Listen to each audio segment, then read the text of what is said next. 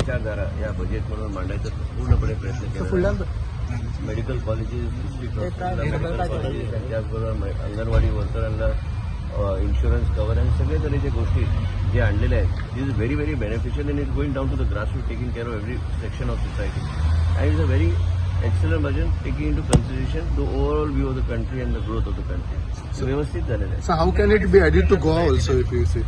For me as a health minister, there are tremendous things like medical colleges to be attached to all government institutions. It is mandatory. Prime Minister wants that you should have more medical colleges.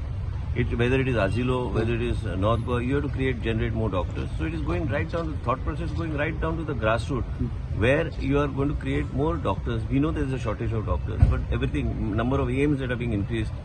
We had also requested for AIMS. I really hope this time we get a chance to get an allotment. But I think right from the Anganwadi workers onwards, to the healthcare sector, to the insurance, as far as our departments are concerned, I am very, very happy. And I think, and when you are happy, it is up to us how to access what has been passed in the central government through what we do from the state in presenting our cases to them.